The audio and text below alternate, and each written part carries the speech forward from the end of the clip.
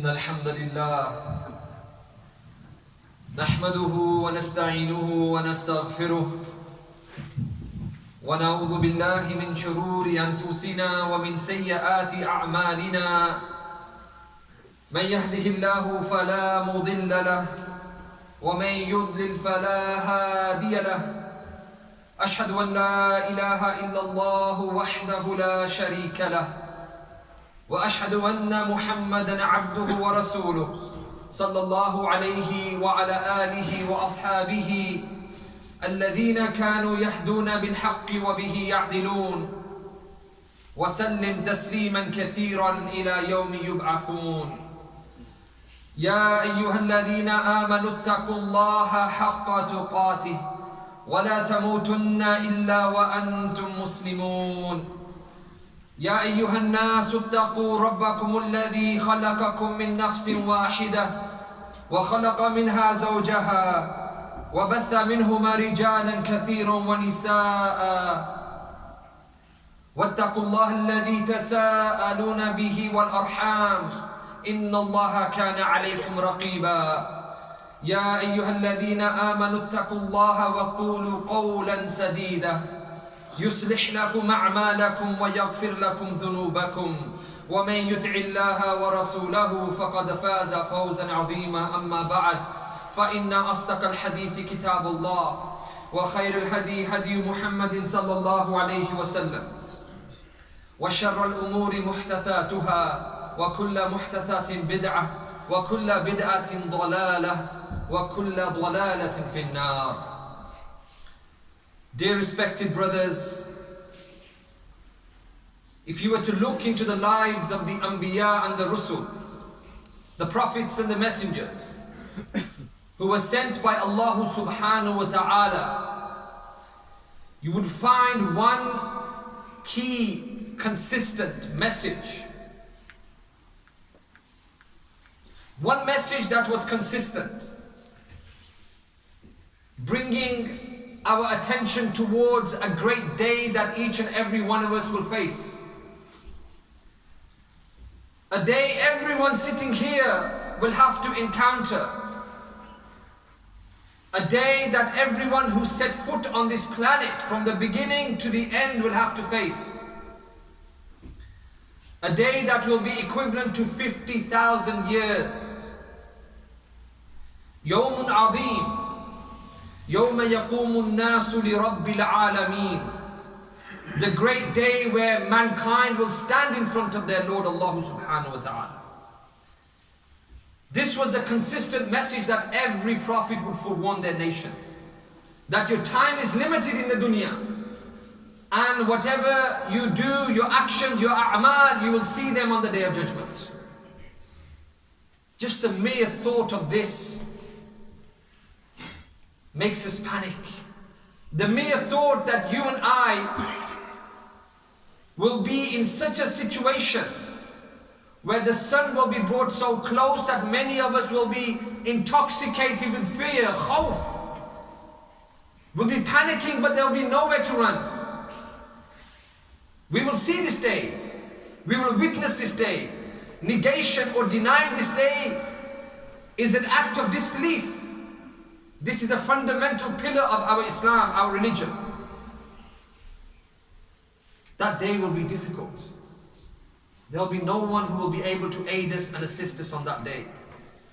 However, there will be a particular type of people who will be given a particular type of protection for carrying out a particular type of action on that day. I begin this khutbah by asking Allah subhanahu wa ta'ala and praying that Allah subhanahu wa ta'ala makes us from these particular people who will be given this particular type of protection by Allah. The hadith narrated to us by Abu Hurairah radiallahu ta'ala anhu, collected by Imam Bukhari. The Messenger sallallahu alayhi wa sallam said, سَبْعَةٌ يُظِلُّهُمُ اللَّهُ فِي ظِلِّهِ يَوْمَ لَا ظِلَّ إِلَّا ظِلُّهُ. That there will be 7 types of people who will be offered the protection, the shade of Allah on the day that there will be no shade except His. The 7 type who will exhibit in the dunya certain characteristics, certain traits, certain actions that will make them of those who will be shaded by Allah. We begin with the first, Al-Imam Al-Adil, the just righteous Imam, the just righteous leader. Now when we always talk about Imams or leaders, our attention, especially when we talk about leaders, goes internationally, into international politics. We think it's all about Fulan and Fulan who is ruling this country or that country. Yes, a ruler of a country will be taken to task by Allah subhanahu wa ta'ala. They will be asked about their leadership. They will be taken to task. However, leadership doesn't mean international politics. Leadership also means each and every one of you sitting here who is in a position of responsibility, who is in a position of guardianship. The Messenger sallallahu alayhi wasallam said, "Kullukum ra'in wa kullukum mas'ulun an ra'iyyatih." Every one of you is a shepherd, and you will be asked about your flock of sheep. Al-Imam ra'in wa huwa mas'ulun an ra'iyyatih. Yes, the Imam, he will be asked about his flock of sheep. Wa rajul ra'in also fi ahlihi wa huwa mas'ulun an ra'iyyatih. The man is also a ra'in, a shepherd, the man sitting here, the husband, the father, and he will also be asked about his leadership. How was he? What type of leader was he in his house? In his 2-bedroom house, 3-bedroom house, 4-bedroom house, in his flat, in his apartment, wherever you live. You as a father who had your wife, your children under your guardianship, how were you as a ruler? How were you as a leader? The Messenger sallallahu alayhi wasallam said that we will be taken to task. وَالْمَرْأَةُ رَائِيَةٌ فِي بَيْتِ زَوْجِهَا وَمَسْئُولَةٌ عَنْ رَعِيَّتِهَا. Our sisters and mothers will also be asked about how, what type of mothers, what type of leaders were they when the man went out to provide for the family. He went out and the house was to you for 10, 11, 8 hours a day. What was your leadership like? Were you encouraging them towards good, or were you just saying no problem, everything, kullun jais, everything is fine, you can do everything, ready to go?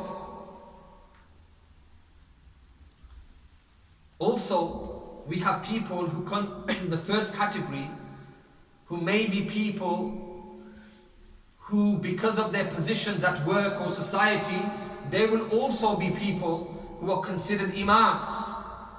For example, if you are a director, if you are a trustee, if you are a manager of a business, if you are a CEO, if you are a head teacher, any position of authority and power, if you're a counselor, if you're an MP, any position of authority, you'll be asked about your leadership.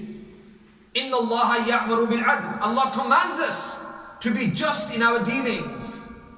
So the first one is Imam al-Adil, and if you are a just person, a just leader, a righteous leader, then you will be shaded by Allah subhanahu wa ta'ala on a day that there will be no shade. The second,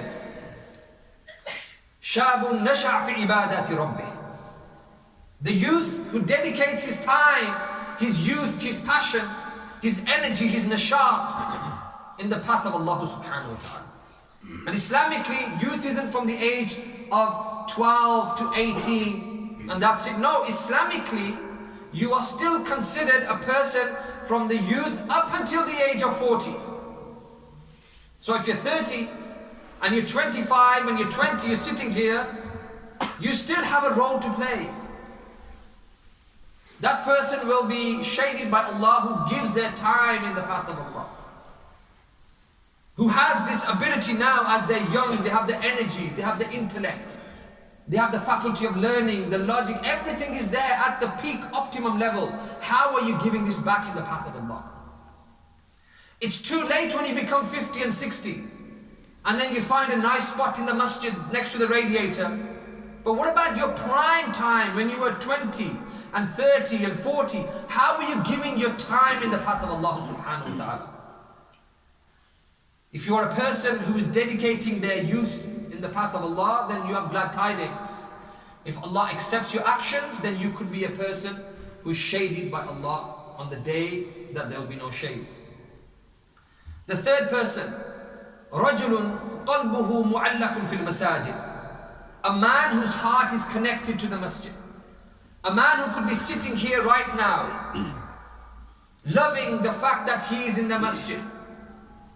A man who's going to pray with the jama'ah. A man who's going to leave and in his heart and his mind he's thinking about, when can I come back for the Asr prayer?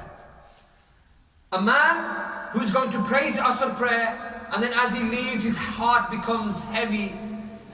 He doesn't like society, he doesn't like community. His heart is attached to the masajid, the houses of Allah. He finds peace in the houses of Allah.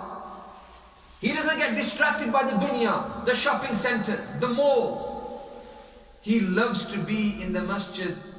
This person is a person who will be shaded by Allah subhanahu wa ta'ala on the day that there will be no shade. The fourth, رَجُلَانِ تَحَابَا فِي اللَّهِ اجْتَمَعَا عَلَى ذَلِكَ وَتَفَرَّقَ عَلَيْهِ. Two men who's standing and sitting and they're meeting and they're departing is for the sake of Allah subhanahu wa ta'ala. The only reason they have this friendship, the only reason that they have this relationship is solely for the sake of Allah subhanahu wa ta'ala. Who are your friends? Who is part of your circle? They say, show me your friends and I'll tell you who you are. Bring forward your friends and you will see what type of person you are.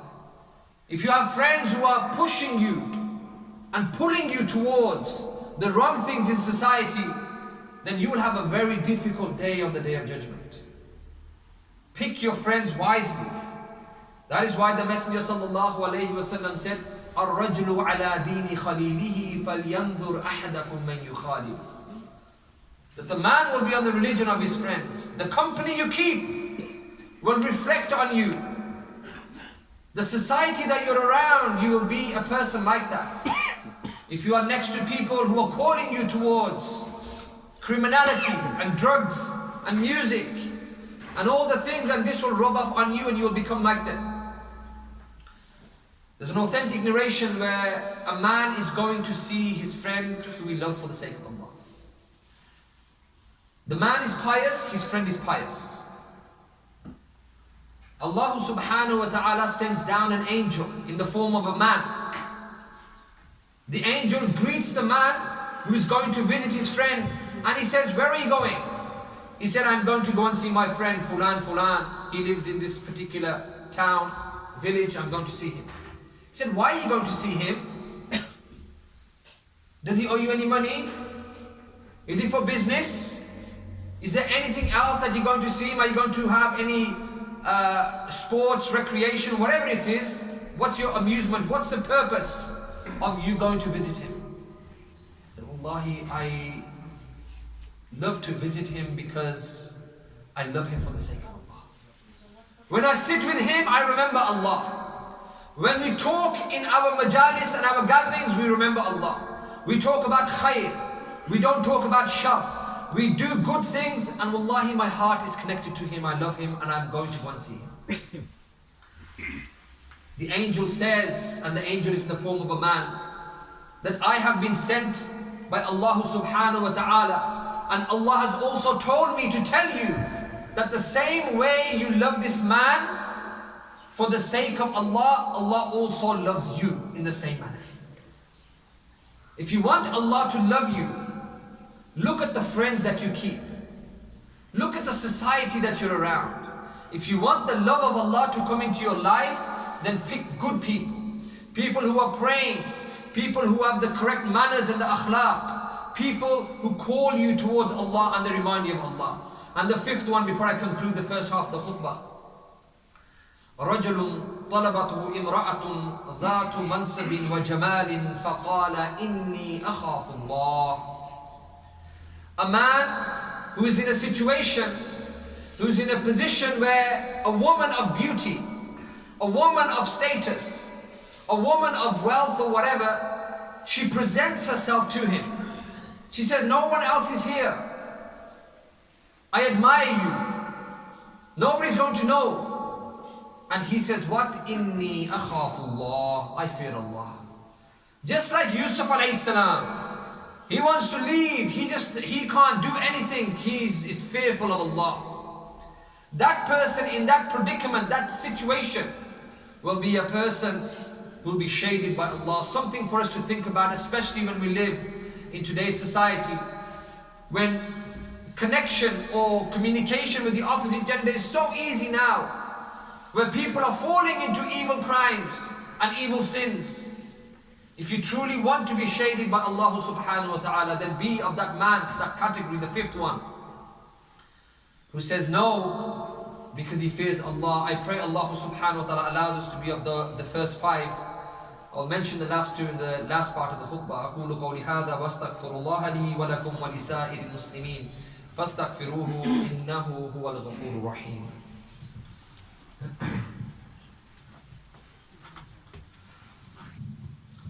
بسم الله الرحمن الرحيم الحمد لله رب العالمين وصلى الله على نبينا محمد وعلى آله وصحبه أجمعين أما بعد.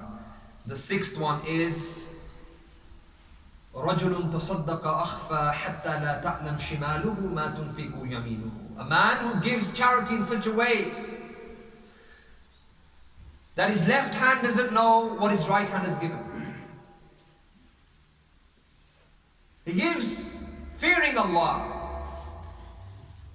He gives in a manner where he doesn't want to display his good deeds all the time. Nowadays, and I've covered this many years ago, 3 or 4 years ago, we live in a social media era where we want to showcase and exhibit as much of our good deeds as possible so that we get that instant validation, that instant gratification, the like, the comment that gives you a dopamine hit, makes you feel good about yourself. Scientifically proven. Those who have created the social media platforms, Instagram, Facebook, they've mentioned this is how they steal your time. You are there medicating your boredom, you're going on these phones because you want to showcase something to get the praise. Now I'm not saying there's nothing wrong in giving openly. Islamically you can give alaniyatan or sirran, openly, or you can give in secret. And sometimes you are allowed and you are encouraged to give openly. If this masjid was having a fundraiser in the month of Ramadan, when the Imam stands up and he asks to give, it's good to have hands up so that it encourages other people to give. There's nothing wrong in that. However, when we make it a habit of displaying our deeds, I'm doing this, look at me here, look at me there. The key point I want to say is this: at least have something that you have secret for the sake of Allah. At least one thing, secretly, between you and Allah. You don't have to tell the whole world on Instagram. You don't have to tell the whole world on Facebook and TikTok and whatever else is there. Have something secret that you do. وَهَذَا بَيْنَكَ وَبَيْنَ اللَّهِ. And this is between you and Allah. So that you say to Allah on the Day of Judgment, Allah, I kept this for you. I didn't want to showcase everyone on Facebook.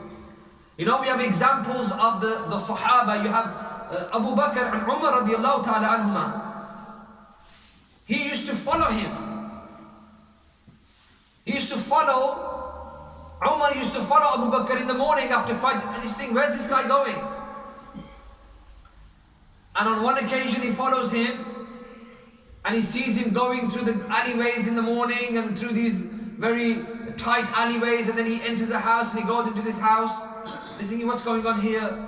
And then he waits for him and he waits for him, and then when he comes outside, and again when he comes outside he's looking secretly and he goes. That was Abu Bakr. Umar goes, I'm going to see what's going on here now. Why is he doing this secret stuff and leaving us and he's not telling us what he's doing?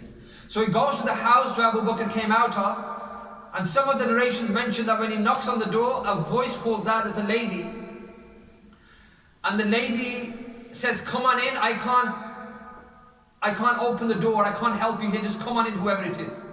So Umar goes in and there's an old lady lying there. He says, that man who just left, is he related to you? Is he your mahram? Is he your guardian? Who is he? She said, I don't know, he's not related to me. So he said, what does he do here coming every morning? What does he do? She goes, I don't know who he is. I don't know what his name is. All I know is that he comes, he cooks for me, he cleans for me, he asks me how I am, he asks and tends to my affairs, and then he leaves me, and then he goes. Secretly, the same way he came in silently, he leaves silently. And Umar said, Abu Bakr, no one can match you. Look at the way you do things. And we want to put it on Facebook straight away. We showcase everyone. And the final one is رَجُلٌ ذَكَرَ اللَّهَ خَالِيًا فَفَاضَتْ عَيْنَاهُ. A man who remembers his Lord, and he's so moved with the remembrance of his Lord that his eyes shed tears and they roll down his cheeks. Do you ever have silent moments like this with your Lord? Maybe you're driving your car, you come across an ayah from the Quran, you listen to a lecture, there's something that moves you, where the mercy of Allah is mentioned, the love of Allah is mentioned, the fact that He made you a Muslim without even you doing anything, without your choice. He gave you that ni'mah, the blessing. Don't you have a quiet moment for your Lord? Or are we too busy that our hearts have hardened because we are just too consumed with dunya and society that we forget about Allah subhanahu wa ta'ala? When was the last time you cried to your Lord? By yourself, with the right intention, through the fearing Allah, loving Allah. Whatever emotion compelled you to cry, the key question is, when was the last time you cried to Allah? Asking Allah, thanking Allah, beseeching Allah, supplicating to Allah. If you did this with the right intention, by yourself, nobody else to see, then consider yourself to be a person who, if Allah accepts, may be a person who will be shaded on the day that there will be no shade. I pray Allah subhanahu wa ta'ala allows us all to be shaded and protected on the day considered to be Yawmun Azim, the day which is going to be a great day, a day you will see everyone running and panicking from one end to the other. The father will be running from the son from the father, the mother from the daughter from the mother. Everyone will be saying, Nafsi, Nafsi.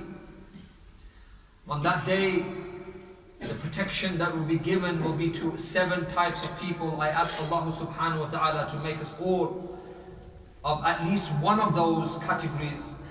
And I pray Allah subhanahu wa ta'ala makes our standing and our account easy on the day of judgment. إن الله وملائكته يصلون على النبي يا أيها الذين آمنوا صلوا عليه وسلموا تسليما اللهم صل على محمد وعلى آله وصحبه وسلم تسليما كثيرا كثيرا اللهم أعز الإسلام والمسلمين اللهم انصر إخواننا في سبيلك في كل مكان اللهم انصر دينك وكتابك وسنة نبيك وعبادك الموحدين سبحان ربك رب العزة عما يصفون وسلام على المرسلين والحمد لله رب العالمين أقيموا الصلاة.